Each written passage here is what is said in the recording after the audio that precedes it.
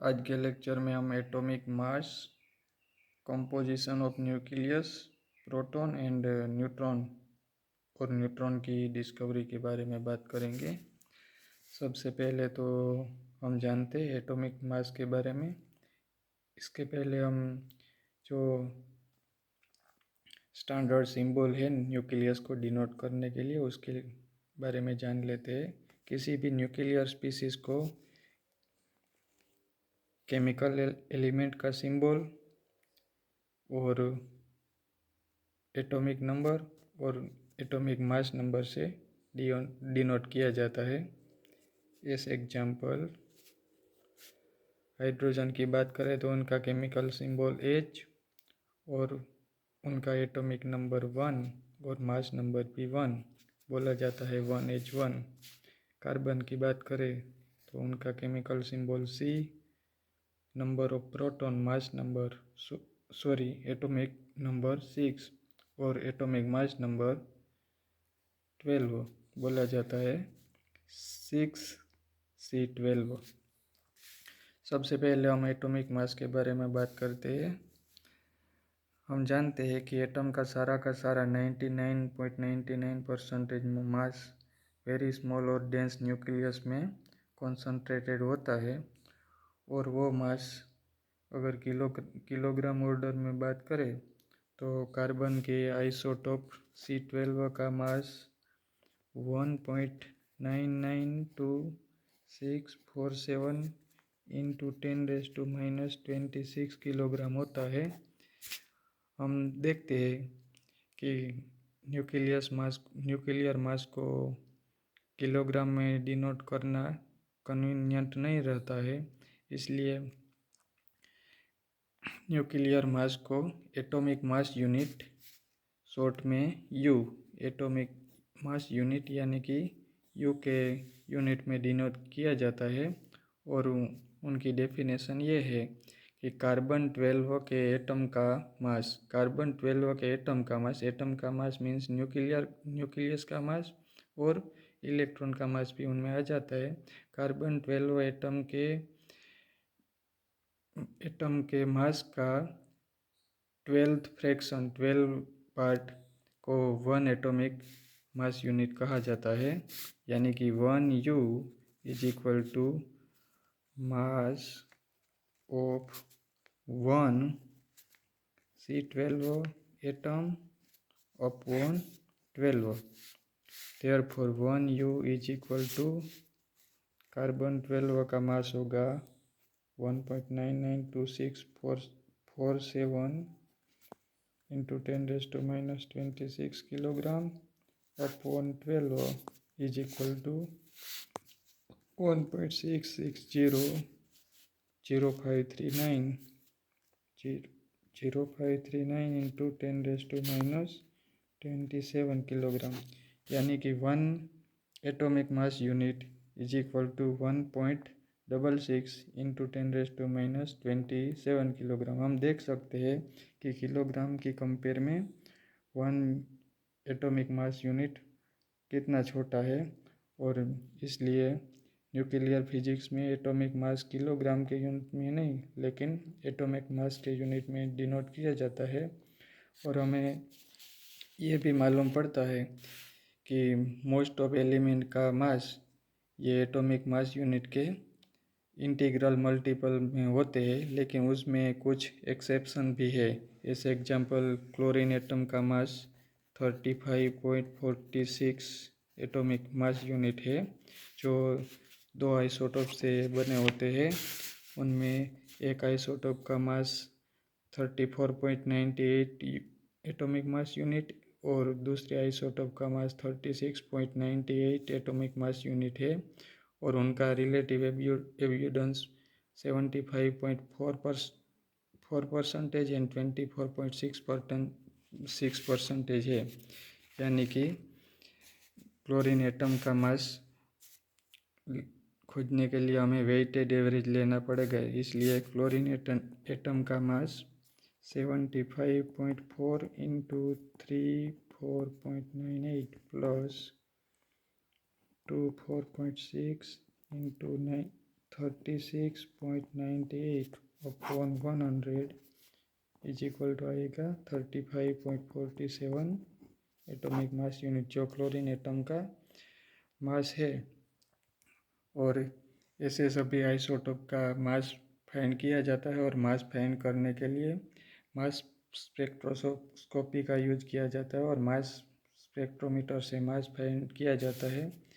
Hydrogen के 3 isotope है। पहला आइसोटोप में सिंगल प्रोटॉन और सिंगल इलेक्ट्रॉन होते हैं, उसको डिनोट करते हैं 1H1। उसमें उसका मास है 1.0078 U।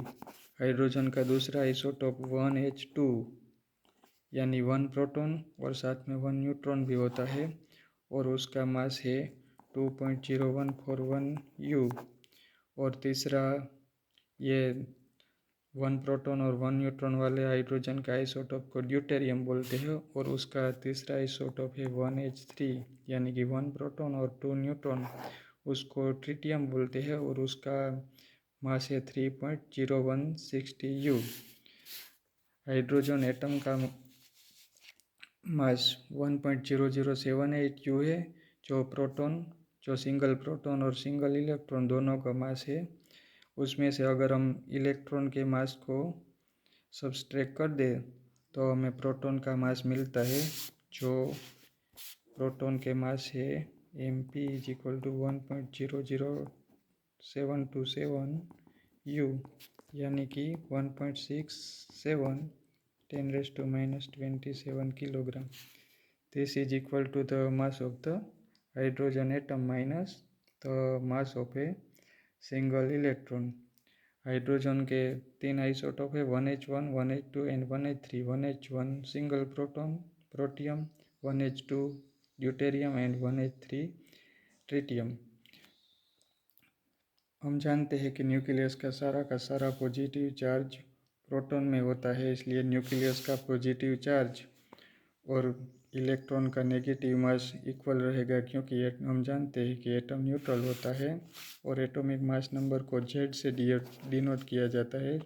Z प्रोटॉन का नंबर इंडिकेट करता है। हम जानते हैं कि एटम में प्रोटॉन और इलेक्ट्रॉन का नंबर सेम होता है, इसलिए किसी भी एटम का नेगेटिव चार्ज -ZD रहेगा, और उतना ही न्यूक्लियस का चार्ज +ZD होगा।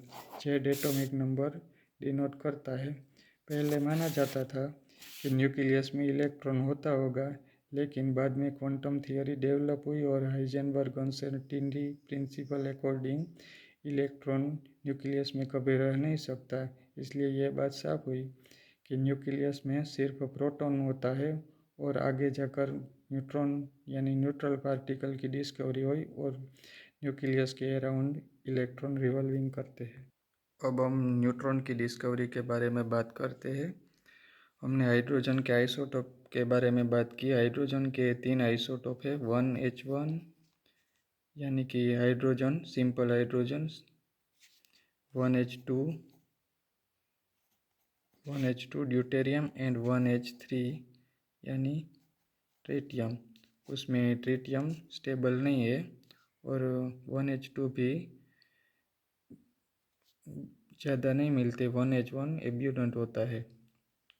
ऐसे एग्जाम्पल पानी की बात करें तो H2O मोलिक्यूल में ज़्यादातर मोलिक्यूल में H एटम होते हैं।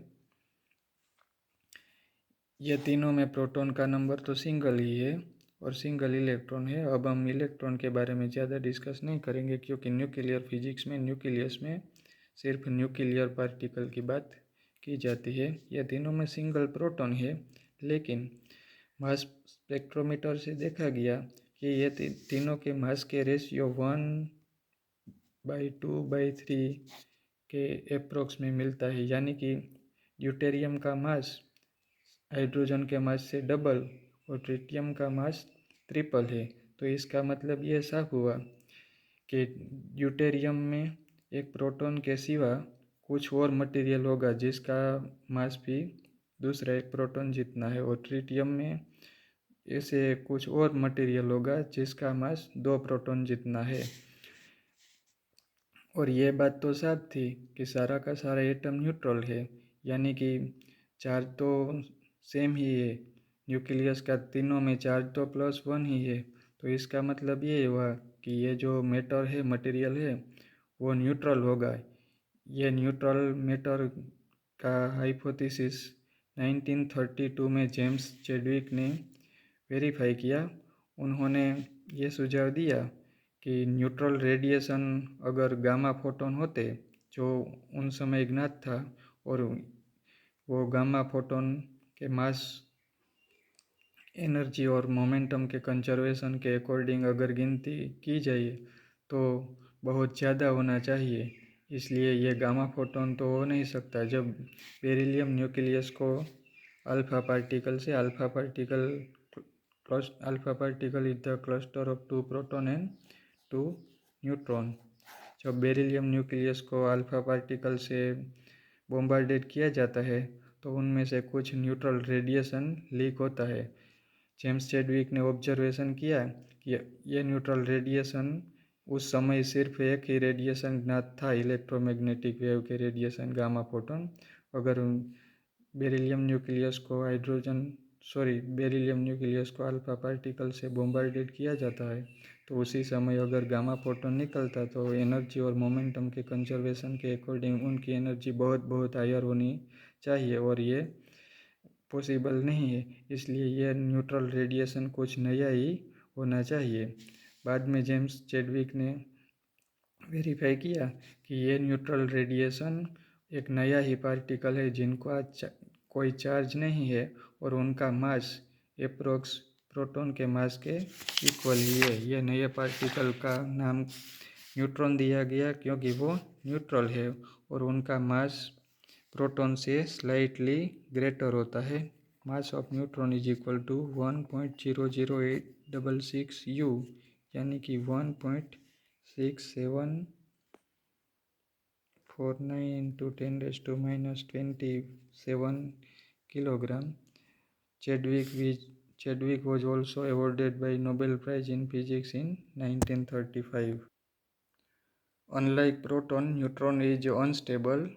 क्योंकि न्यूट्रॉन का मास प्रोटॉन से स्लाइटली लार्जर है, इसलिए फ्री न्यूट्रॉन थोड़े ही टाइम में, अप्रोक्स 15-16 मिनट में, यानी कि 1000 सेकंड में प्रोटॉन में कन्वर्ट हो जाता है। और साथ साथ में एंटी न्यूट्रिनो और